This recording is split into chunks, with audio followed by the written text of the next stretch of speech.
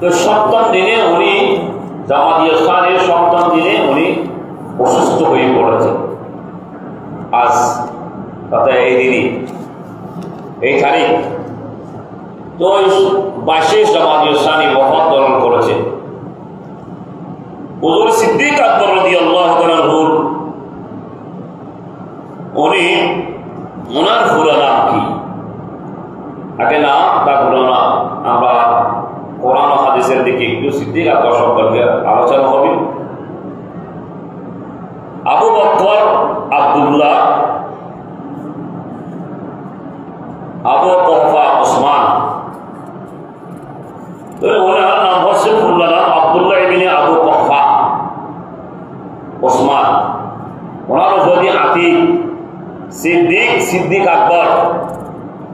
ওনার জন্ম হচ্ছে 573 খ্রিস্টাব্দে ওনার জন্ম মক্কা শরীফে। উনি পর্দা গ্রহণ করেছেন 637 খ্রিস্টাব্দে, তা মদিনা শরীফে।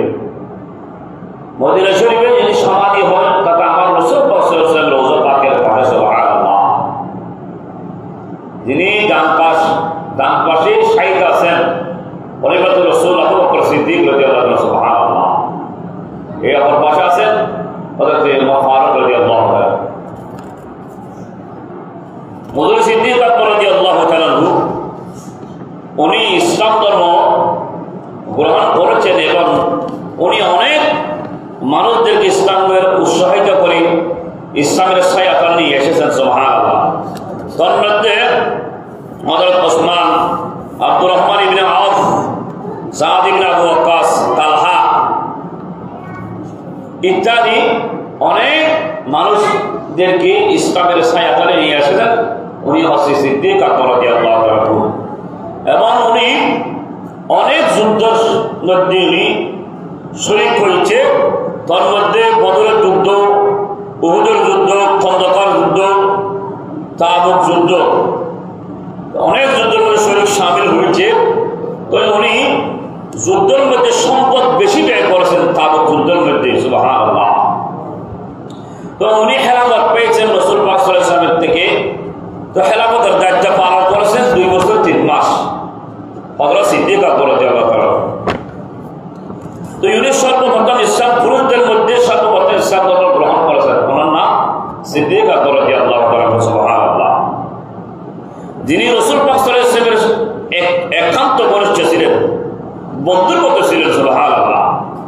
রাসূল পাক সাল্লাল্লাহু আলাইহি ওয়াসাল্লামের কাছে যত সম্পদ সবচেয়ে সাহাবা ব্যয় করেছেন তার মধ্যে সিদ্দিক আকবর 1 নম্বর মধ্যে সুবহানাল্লাহ তিনি সম্পদ ব্যয় করেছেন, যিনি নিজের প্রাণ বয় থাকতো না নিজে প্রাণকে সহ উৎসাহিত করে দিয়েছেন, রাসূলের কদমের মধ্যে কোরবানি দিয়েছেন সুবহানাল্লাহ।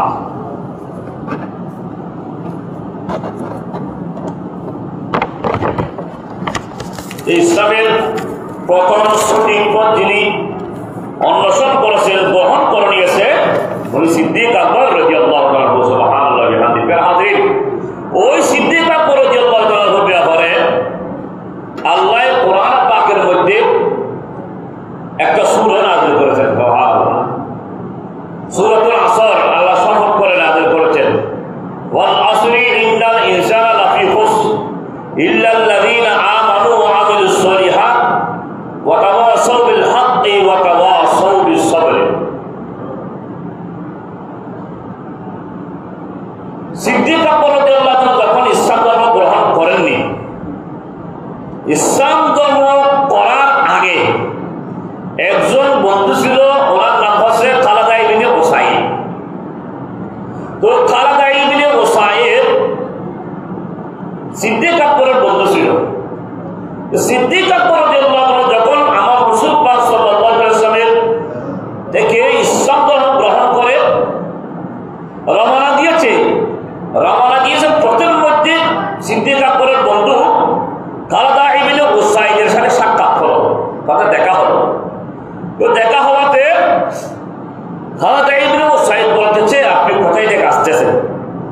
তো সিদ্দিক আকবর বলতেছে আমি ওই দরবার থেকে, ওই জায়গা থেকে আসতেছি যিনি হচ্ছে রাহমাতুল লিল আলামিন, যিনি আহমদ মুস্তাফা মুহাম্মদ মুস্তাফা সাল্লাল্লাহু আলাইহি ওয়াসাল্লামের কদম পাক থেকে তথা রাসূল পাক সাল্লাল্লাহু আলাইহি ওয়াসাল্লামের হাতে হাত দিয়ে হাত মিলিয়ে পবিত্র ইসলাম ধর্ম গ্রহণ করে আসতেছে। সুবহানাল্লাহ।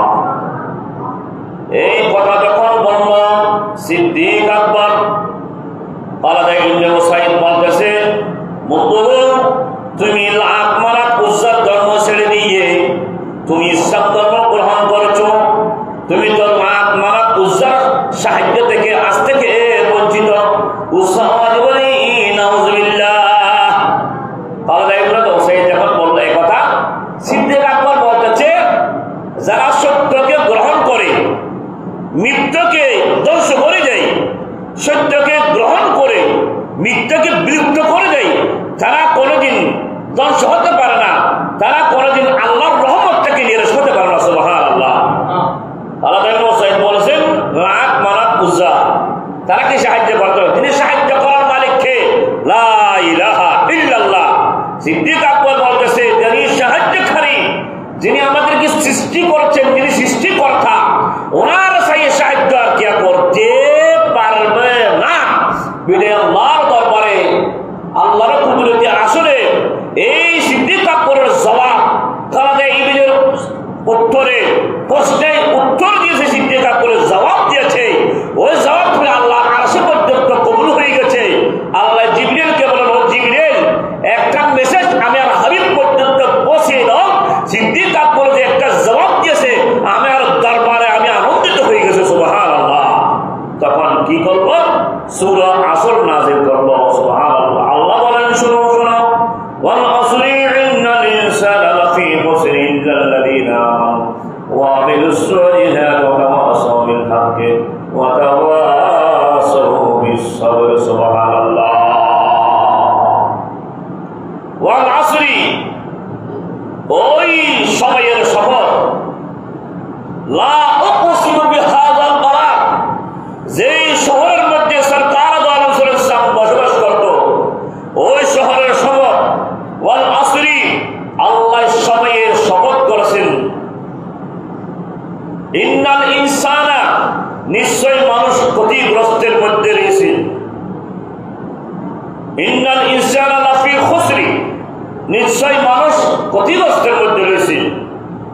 ইল্লাল্লাযীনা আমানু, কিন্তু যারা ঈমান আনয়ন করেছে, ওয়া আমিলুস সলিহাত, এবং সৎকর্ম করেছে। সুবহানাল্লাহ। ওয়া তাওয়াসাউ বিল হাক্কি, একে অপরকে সত্যের দর্শন দিয়েছে। ওয়া তাওয়াসাউ বিস সবরি, একে অপরকে ধৈর্য ধারণের উপদেশ দিয়েছে। সুবহানাল্লাহ। এখানে যায় একটু ইন্নাল ইনসানা দিকে যায়। ইন্নাল ইনসানা লাফি খুসর, এর আগে কি? ওয়াল আসরি। এটা আগে ক্লিয়ার করি। ওয়াল আসরি, আল্লাহ সময়ের শপথ করেছেন। ফজরের নামাজ, আসরের নামাজ, ফজর, জোহর, আসর, মাগরিব, এশা, মাঝখানে নামাজ কি? আসরের নামাজ। ফজর, জোহর, মাগরিব, এশা, মাঝখানে আসর। আসরের সময়ের শপথ করেছেন আল্লাহ। দেখেন, হাফিজু আলাস সালাওয়াত ওয়াস সালাতিল উস্তা ওয়া কুমু কানিতিন। হাফিজু আলাস সালাত ওয়া কুমু লিস সালাত ওয়া কুমু লিল্লাহি কানিতিন। আল্লাহ বলেন তোমরা হেফাজত করো, হাফিজু, হেফাজত করো, আলাস সালাত, সালাতুল উস্তা, এটা দিয়ে কথা হবে। হাফিজু, হেফাজত করো, কি নামাজ? মধ্যমতর নামাজ, যে নামাজ হচ্ছে আসরের নামাজ। এই আসর দ্বারা আল্লাহ সময়ের শপথ করছেন, তোর মধ্যে আসরের নামাজ, যে সময়ের মধ্যে সরকার দু আলম সাল্লাল্লাহু তাআলা আলাইহি ওয়া আলিহি ওয়াসাল্লাম মৌলানি শেরহুদার রাং মুবারকে উরু মুবারকের মধ্যে মাথা মুবারক রেখে বিশ্রাম করেছে। এইবারে বিশ্রাম করেছে, তখন আমার রাসূল সাহাবায়ে কেরামকে নিয়ে নামাজ আদায় করেছে। তোর মধ্যে আস্থা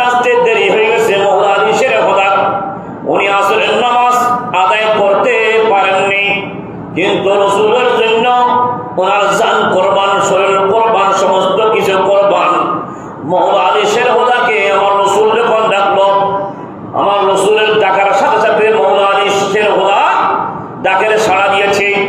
তখন ইয়া রাসূলুল্লাহ লাব্বাইক ইয়া রাসূলুল্লাহ বলেন। আমার রাসূল বলতেছে আমি একটু বিশ্রাম করব। সাথে সাথে মওলা আলী শের হুদা বসে গেলেন।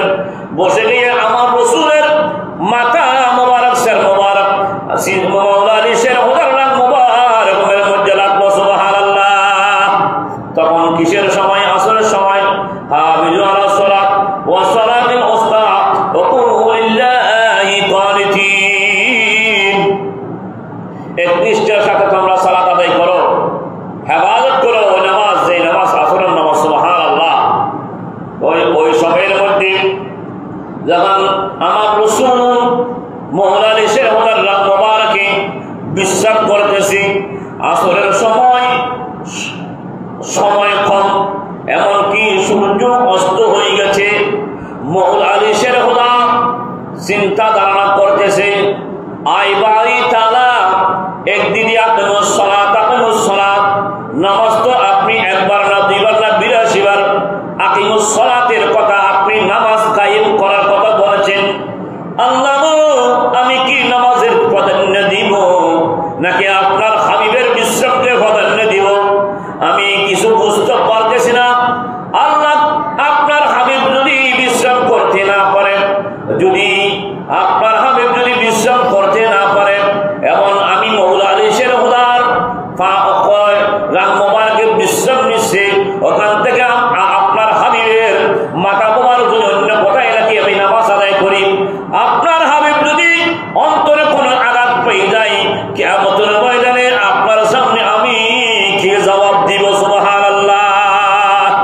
এই কথা বলে মওলা আলী শের হুদা অন্তরে বলতেছে, আল্লাহ গো, আজ যদি আমি নামাজ কি করি, কদায় করি, নামাজ আদায় না করি, কিন্তু কদায় করতে পারবো, কিন্তু রাসূলের আমি মওলা আলী শের হুদার রাগের উপর বিশ্বাস করতেছে, কিন্তু কালকে তো আধা ঘন্টা পরে তো 10 মিনিট পর আমার রাসূল আসরের সময়ের মধ্যে আমার কাছে বিশ্রাম করতে আবার পুনরায় পাবে কিনা আমি জানি না। সুবহানাল্লাহ। দেখেন রাসূলের প্রতি কত মহব্বত, ভালোবাসা। তো মওলা আলী শের হুদা বলতেছে, আল্লাহ, আমি আপনার হাবিবের তাজিমকে প্রাধান্য দিচ্ছি, নামাজ কাজা করতে পারবো, কিন্তু রাসূলের তাজিম তো কাজা করা যায় না। রাসূলের তাজিম এই মুহূর্তের মধ্যে আদায় করে নিব, নামাজ পড়ে আদায় করব। তাহলে রাসূলটা প্রাধান্য দিয়েছে, নামাজ তো আদায় করতে পারবে, কিন্তু তাজিম আদায় করা পরে যাব না। তখন রাসূলটা প্রাধান্য দিয়ে চোখের পানি ছেড়ে দিচ্ছে। যেমন আল্লাহ রাসূল যখন কথা বলবে, যারা মুত্তাকিন আল্লাহওয়ালা, তাদের চোখ দিয়ে পানি বের হয়। কামাল সাহেবের চোখের পানি এভাবে তাকাতে হবে, কারণ আল্লাহ কোরআন পাকে বলতেছে, ফালইয়াদহাকু কালিলান ওয়ালইয়াবকু কাসীরা। আল্লাহ বলেন কোরআন পাকের মধ্যে, তোমরা বেশি বেশি ক্রন্দন করো, কম হাসো। কেন? আমরা এসেছি কেঁদে, মায়ের পেট থেকে যখন জন্ম হয়েছি, এমন কোন সন্তান নাই দুনিয়ার মধ্যে আসার পর ক্রন্দন করেননি। সুতরাং আমরা আসার সময় ক্রন্দন করেছি, যাওয়ার সময় ক্রন্দন করতে হবে না। কেন? আসার সময় ক্রন্দন করেছি, যাওয়ার সময় যেন খুশিতে আনন্দে যেমন মুস্কি হেসে হেসে কল্পনা করি করি আমরা দুনিয়া থেকে বিদায় নিতে পারি। এটাই আল্লাহ কোরআন পাকের মধ্যে বলেছেন। সুবহানাল্লাহ। কেন? তহবাতুল মুমিনুল মউত।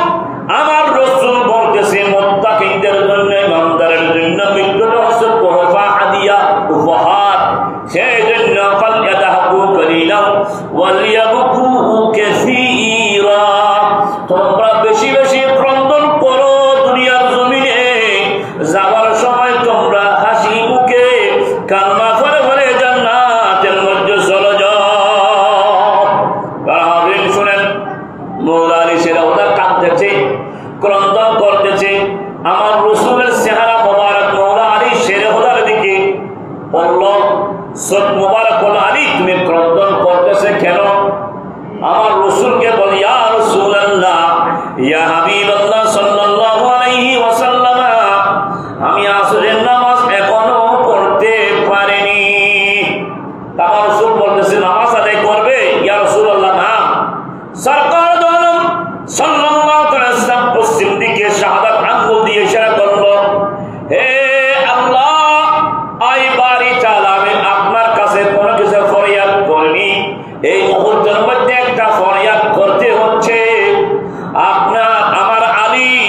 যে আলী খানায় কাবার টুকরার মধ্যে জন্ম হয়েছে, যে আলীর মা খানায় কাবার মধ্যে প্রস্রাব টানা হয়েছে, সেখানে জন্ম হয়েছে, কোন রক্ত নাফাকি কোনো জিনিস প্রবাহিত হয়নি, নাফাকি কোনো জিনিস প্রবাহিত হয়নি। ওই মৌলা আলী শের হুদা নামাজ আদায় করতে পারেননি, যেই মৌলা আপনার মৌলা। আপনি বলছেন আপনার মৌলা আলী, আপনি বলছেন ওই মৌলা আলী তো আসরে নামাজ আদায় করতে পারেননি। এই কথা যখন আমার রাসূল আল্লাহর কাছে বলল, আল্লাহ বলেন হাবিব আপনি কি চান? আমার রাসূল বলতেছে আলী এই মুহূর্তের মধ্যে আসরের নামাজ আদায় করবেন, সূর্য তো অস্ত হয়ে গেছে। তো আমার রাসূলের কাছে আল্লাহ বলেন আপনি কি চান? ইয়া আইবারি তাআলা আলী নামাজ পড়বে, সূর্যকে উদিত হতে হবে। তখন আমার আল্লাহ আমার রাসূলকে কি দিলেন? অনুমতি দিলেন, হাবিব আপনার যা ইচ্ছা তা করেন। আমার রাসূল পাক সাল্লাল্লাহু তাআলা আলাইহি ওয়াসাল্লাম সাথে সাথে পশ্চিম দিকে সূর্য দিকে ইশারা করলো, হে সূর্য তুমি অস্ত হয়ে গেছো, তুমি অস্তমিত হয়ে গেছো। মৌলা আলী তো এখনো পর্যন্ত আসরের নামাজ আদায় করতে পারেননি, তুমি উঠো সূর্য উঠো। মৌলা আলী শেরে হুদা নামাজ আদায় করো কেন? উনি নামাজ কাজা হবে, কাজা আমি রাসূল হতে দিব না কেন? আমি রাসূলের তাজিমকে প্রাধান্য দিয়েছে, বিদায় আজ আলীর নামাজ কাজা হয়ে যাবে। আমি রাসূলের তাজিম কাজা করেননি, বিদায় আমি আলীর নামাজ কাজা করতে দিব না। সুবহানাল্লাহ। সাথে সাথে পশ্চিম দিকে যখন ইশারা করলো, পশ্চিম দিকে ইশারা করতে দেরি নাই, সূর্য পুনরায় উদিত হয়ে গেছে। সুবহানাল্লাহ। মৌলা আলী শের হুদাকে বলে, আলী তুমি আসরের নামাজ আদায় করো না। তাহলে কাফেররা আমার রাসূলের কাছে প্রশ্ন করলো, আপনি যদি আল্লাহর হাবিব হন, আপনি যদি আল্লাহর নবী হন, তাহলে চন্দ্রকে দ্বিখণ্ডিত করেন। সরকার জানাম 14 তারিখের রাত চন্দ্র দ্বিখণ্ডিত, আমার রাসূল সাল্লাল্লাহু হাত মোবারক শুধু শাহাদাত আঙ্গুল দিয়ে ইশারা করেছেন, চন্দ্র দ্বিখণ্ডিত হয়ে আমার রাসূল কোন দেশে গেছিল। সুবহানাল্লাহ। তারপরে কাফেররা কি বলেছেন? জাদুকর, নাউযুবিল্লাহ। যাদের ফাতামাল্লাহু আলা কুলুবিহিম, যাদের অন্তরের মধ্যে সিলমোহর মারিয়ে দেবে, তারা কোনোদিন ঈমান আনতে পারবে না। তো রাসূলকে যারা বিশ্বাস করেছে, দেখেন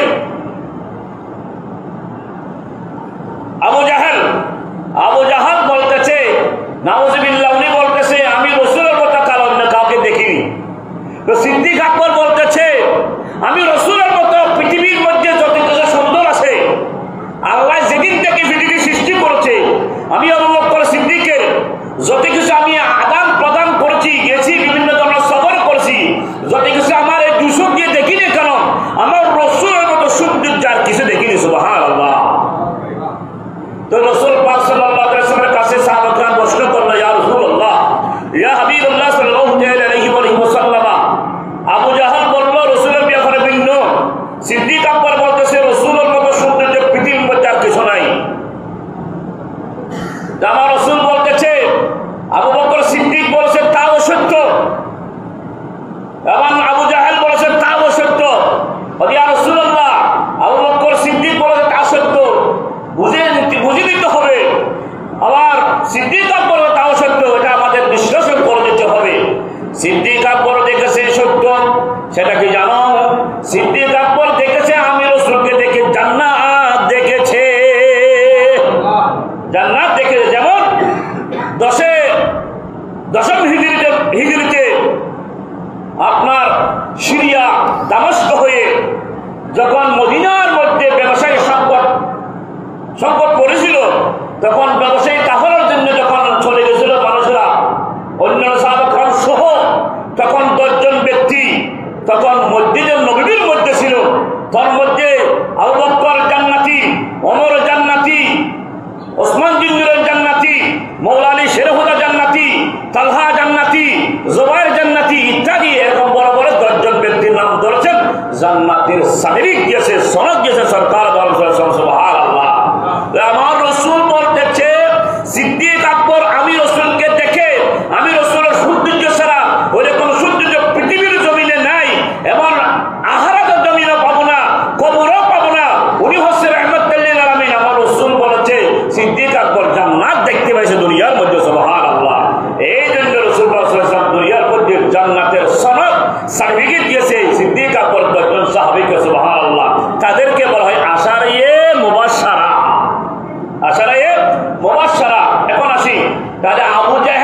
দিয়েছে।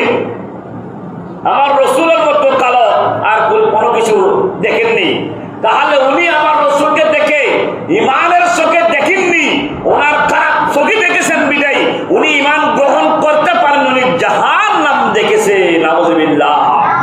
উনি কোথায় আছে এখন? খাদিজা যখন হজ করতে যায়, উমরা করতে যায়, ওই আবু জাহলের এখানে পেঁকড়া পেশাব করে। নাউযুবিল্লাহ। তাহলে কি দেখেছে? জাহান্নাম দেখেছে। হাজরিন, তাহলে আসরের এমন একটি সময় বুঝেছে আপনাদেরকে, যে সময়ের মধ্যে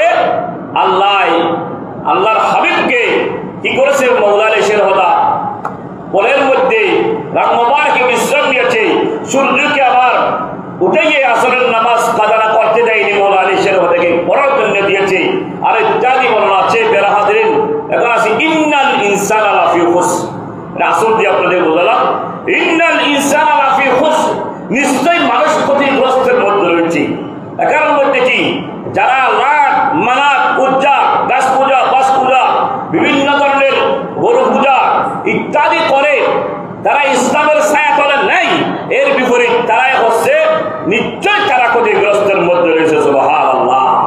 যারা ঈমান আমল ঠিক রেখে, আকীদা ঠিক রেখে, নিজের জীবন সাহাবায়ে কেরামকে, আমার রাসূল থেকে শুরু করে সাহাবা কেরাম, তাবিন, তবে তাবিন, আইম্মায়ে মুজতাহিদিন, খুলাফায়ে রাশিদিন আজমাইন, গৌস, কুতুব, ওলি আবদার, বর্তমান যারা আমার রাসূল থেকে শুরু করে পর্যন্ত কোরআন এবং হাদিস মোতাবেক নিজের জীবন গঠন করে অতিবাহিত করবে, তারা হকের মধ্যে থাকবে। তারা কোনোদিন তারা কেউ না আপনার